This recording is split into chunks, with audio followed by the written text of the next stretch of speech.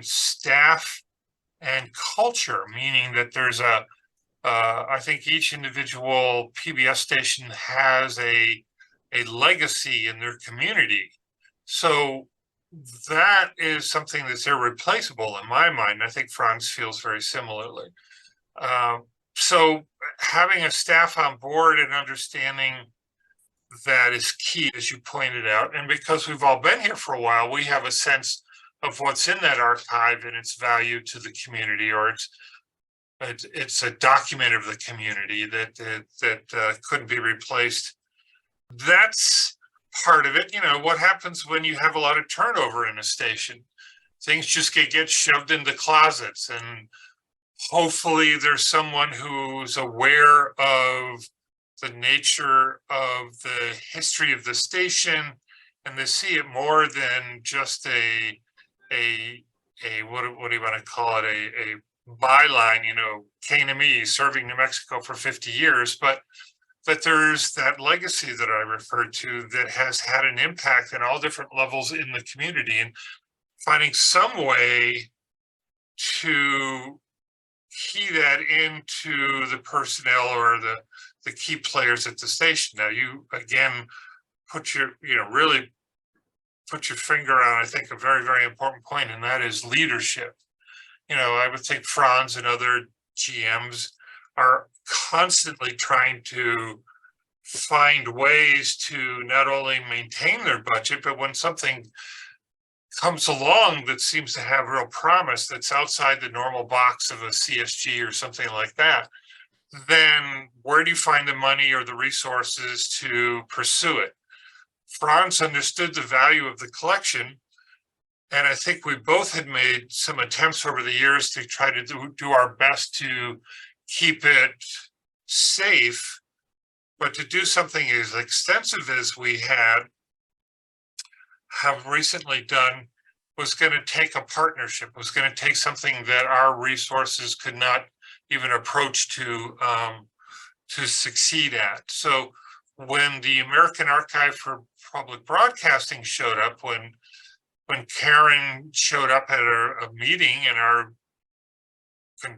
conference room a few years ago, that was the light bulb, that was the switch, that was the turning point, because they have the expertise, the knowledge, the wherewithal to partner with stations like New Mexico PBS, and between the two of us bring our respective assets together and pursue a course of creating an archive. And that's kind of a broad overview for you. I hope that helped. It brings history to life. Correct. Motion pictures helps achieve that. I mean, there are certainly other elements that can be woven into that to add more substance. But when you see, some of the favorite, I don't want to say favorite, but some of the important people of your community and what was important to them, we often go back in national archives to look at FDR's speech, or whatever historic event has taken place, Martin Luther King Jr., things like that.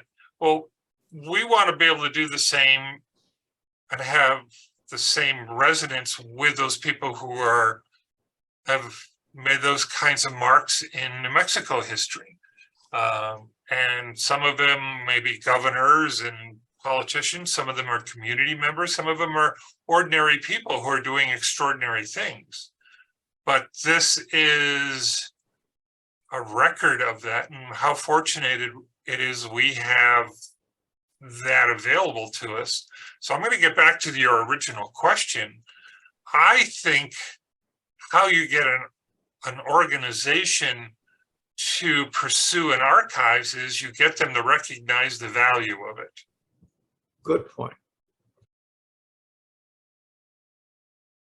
You're touching on something I think is also very important, and that is that we're so busy getting things done in the now that we tend to not really pay attention to document and keep records of the people and the kind of enterprises or the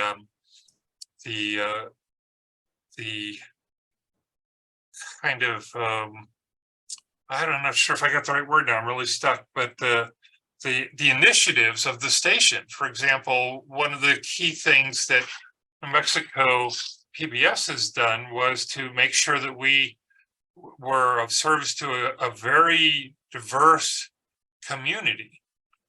So early on, people like Shirley Casados and John Cooper and Martha Day and all those people who were at the forefront of the enterprise of New Mexico PBS KNME TV being more of a community service made it very clear that we were going to invest ourselves with the different communities, Hispanic, which is so wide here from 300-400 years ago to today. So you have Spanish colonists and their families over the generations to having people coming across the border these days from Mexico and Central America starting new lives.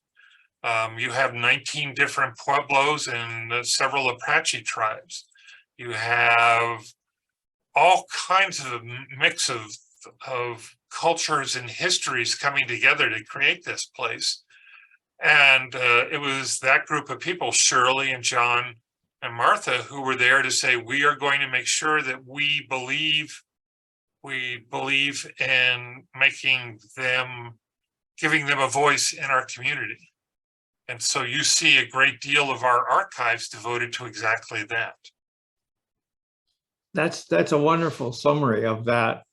But you also are stressing the fact that there's a history going through individuals like John Cooper, right, and Shirley Casadas and so forth. And I think, for part of the archives project that I'm doing is we did the expensive part in the first big step of digitizing and preserving all these videotapes who had gone way past their lifespan. But now it's almost we need to digitize and preserve our people, are the folks that were instrumental in making all of these initiatives become reality and make a TV station of service to a community.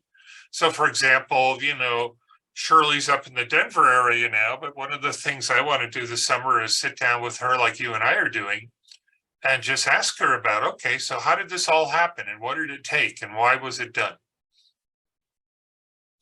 This whole notion of creating a legacy format for people such as yourself to go talk to Shirley, to kind of, and to paraphrase you, which I'd like really was a nice summary, which is how do you kind of digitalize and preserve the people and their contributions to the station and to the community. And Shirley is a perfect example of that because she reflects her own culture and how she grew up and the stories of her being the station programmer. The fact that the station has always been super well viewed throughout the state. It's one of the most viewed stations in the system, which means when people are watching you that you're in fact serving the needs and things that they want. Exactly.